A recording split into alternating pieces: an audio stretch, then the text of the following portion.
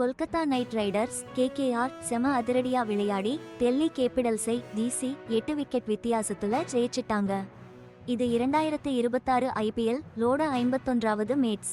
இந்த முக்கியமான போட்டி மே 8, 2026 அன்னைக்கு டெல்லியில இருக்கிற அருண் ஜெட்லி ஸ்டேடியத்துல நடந்தது. இந்த வெற்றி கேகேஆருக்கு ரொம்ப முக்கியம். ஏன்னா இது அவங்களுக்கு 4வது தொடர் வெற்றி. இதனால இந்த ஐபிஎல் சீசன்ல பிளேஆஃப்ஸ் போற வாய்ப்பு அவங்களுக்கு ரொம்பவே அதிகமாயிருக்கு. ஆனா டெல்லி கேபிடல்ஸ் நிலைமை அப்படி இல்ல. அவங்களோட சீசன் ரொம்பவே மோசமா போயிட்டு இருக்கு.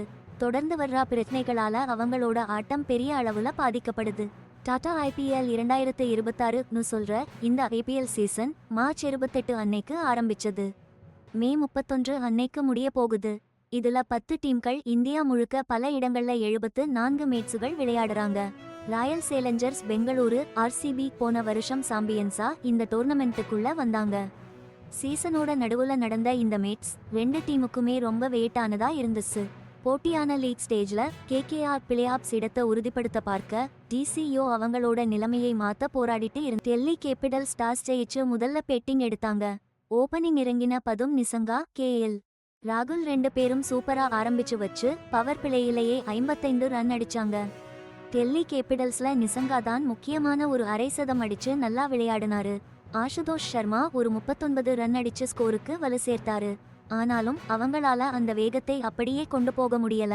கடைசியில 20 ஓவர் முடிவுல 8 விக்கெட் இழப்புக்கு 142 ரன் தான் எடுத்தாங்க.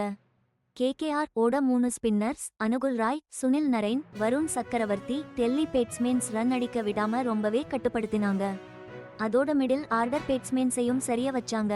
அனுகுல் ராய் முக்கியமா பதும் நிசங்கா, ட்ரிஸ்டன் ஸ்டப்ஸ் 2 பேரோட விக்கெட்டையும் எடுத்து அசத்தினாரு. சுனில் நரைன், சமீர் ரிஸ்வி விக்கெட்டை எடுத்தாரு. இது கேகேஆர் பவுலிங் பிளான் எவ்வளவு ஒர்க் அவுட் ஆச்சுங்கிறத நல்லா காட்டுச்சு.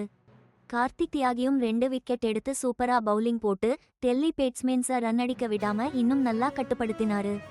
இளம் ஆல்ரவுண்டரான விப்ராஜ் நிகம் 2025இல் அறிமுகமாகி 2026 ஐபிஎல்க்கு டெல்லி கேபிடல்ஸ் டீமால தக்க வைக்கப்பட்டவர். இந்த மேட்ச்ல 3 பால்ல 3 ரன் அடிச்சுட்டு கொஞ்ச நேரம் களத்துல இருந்தாரு. கொல்கத்தா நைட் ரைடர்ஸ் 143 ரன் இலக்கை துரத்தி போனப்போ ஃபின் ஆலனோட மிரட்டலான பேட்டிங் தான் முன்னெடுத்து சென்றுச்சு. நியூசிலாந்தைச் சேர்ந்த அந்த பேட்ஸ்மேன் டெல்லி பவுலர்களை வெளுத்து வாங்கிட்டாரு. வெறும் 47 பந்துகளிலேயே அவுட்டாகாம 100 ரன்கள் அடிச்சிட்டாரு. இதுல 10 மிரட்டலான சிக்ஸர்களும் அடங்கும். ஆலனோட இந்த அதிரடி சதத்தால கேகேஆர் ரொம்பவே ஈஸியா இலக்கை துரத்தி ஜெயிச்சாங்க. வெறும் 14.2 ஓவர்களிலேயே 8 விக்கெட்டுகள் மீதமிருக்க வெற்றியை வசமாக்கிட்டாங்க. இந்த அபாரமான ஆட்டத்துக்காக அவருக்கு ஆட்டநாயகன் விருது கிடைச்சிச்சு. கேகேஆர் ஜெயிக்கிறதுல அவர் எவ்வளவு முக்கியமானவர்னு இது நல்லா எடுத்து காட்டுச்சு. கேமரூன் கிரீன் 33 ரன்கள் எடுத்து அவருக்கு பக்கபலமாய் இருந்தாரு. இந்த வெற்றி கேகேஆர் ஓட தொடர் வெற்றி பயணத்தை 4 மேட்சா நீட்டிக்கிச்சு. அதோட அவங்களோட நெட் ரன் ரேட்டையும் நல்லா உயர்த்தி பிளே ஆஃப் ரேஸ்ல அவங்களோட நிலையை இன்னும் பலமாக்கிச்சு. டெல்லி கேபிடல்ஸ் பொறுத்தவரைக்கும் இந்த தோல்வி அவங்க தொடர்ந்து பேட்டிங்ல பண்ற தப்புகளை நல்லா எடுத்து காட்டுச்சு. குறிப்பா ஒரு நல்ல ஆரம்பம் கிடைச்சாலும் அப்புறம் மொத்தமா விக்கெட்டுகளை இழக்கிறது அவங்களுக்கு பெரிய பிரச்சனையா இருக்கு. கவனிக்க வேண்டிய இன்னொரு விஷயம் என்னன்னா கேகேஆர் ஓட அனுபவ வீரர் ஆல்ரவுண்டர் ஆண்ட்ரே ரஸ்ஸல் இந்த மேட்ச்ல ஆடல. பல வருஷமா அந்த அணியோட அடையாளமா இருந்த அவரு 2026 ஏலத்துக்கு முன்னாடியே ஐபிஎல்ல இருந்து ஓய்வு எடுத்துக்கிட்டு இப்போ டீமோட பவர் கோச்சா புது பொறுப்புல இருக்காரு.